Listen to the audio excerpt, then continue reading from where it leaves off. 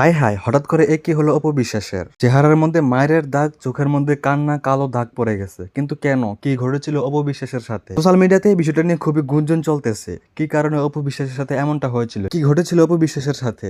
চলুন আমরা বিস্তারিত জেনে আসি। সবাই না টেনে পুরো ভিডিওটি দেখবেন।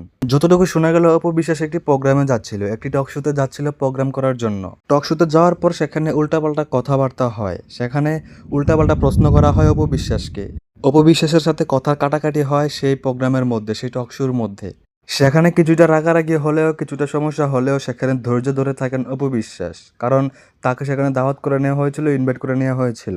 তাই সে সেখানে চুপ থাকেন, ধৈর্য ধরে থাকেন, একটু কথা কাটাকাটি হয়। তবে টক শো শেষে যখন অপু বিশ্বাস বাড়ি ফিরছিলেন, বাড়ি ফেরার পথে ওই টক শোর কিছু লোক গিয়ে অপু বিশ্বাসের উপর হামলা করে বসে, অপু বিশ্বাসের গায়ে আঘাত করে বসে। কারণ অপু বিশ্বাসের সাথে তখন কেউ ছিল না, অপু বিশ্বাস একা ছিল। তাই অপু বিশ্বাসের গায়ে তারা আঘাত করে বসে, চেহারার মধ্যে আঘাত করে, বডির মধ্যে আঘাত করে অপু বিশ্বাসের, যার কারণে অপু বিশ্বাসের হাল, অপু বিশ্বাসের অবস্থা এরকম হয়ে গিয়েছিল। অপু বিশ্বাসের চেহারার মধ্যে দাগ পড়ে গিয়েছিল, চোখে কান্না চলে এসেছিল এই কারণেই।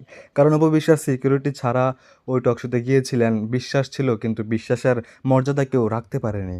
একজন চলচ্চিত্র নায়িকার সাথে এরকম ব্যবহারটা করা কি ঠিক হয়েছে? অবশ্যই আপনারা কমেন্ট করে জানাবেন। আসলে আমাদের বাংলাদেশ, সেখানে কোনো কিছু সহজভাবে নিরাপদ থাকতে পারে না। তাই আমাদের উচিত সব সময় সাবধান হয়ে চলাফেরা করা। কিন্তু অপু বিশ্বাসের ক্ষেত্রে যেটা ঘটেছে সেটা অবশ্যই নিন্দনীয়, ভালো নয়, এবং এটা মানার মতো কাজ নয়।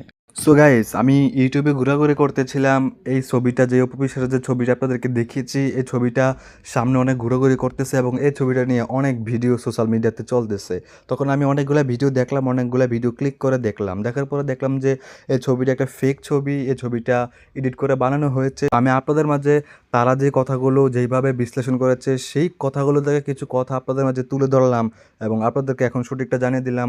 এইরকম প্রতারিত হতে আপনারা সাবধান থাকবেন। এবং অনেকে মিথ্যা সংবাদ দিয়ে এরকম ভিডিও বানিয়ে যাচ্ছে, এডিট করে করে, ছবিকে এডিট করে তারা ভিডিও বানিয়ে কাজ চালিয়ে যাচ্ছে।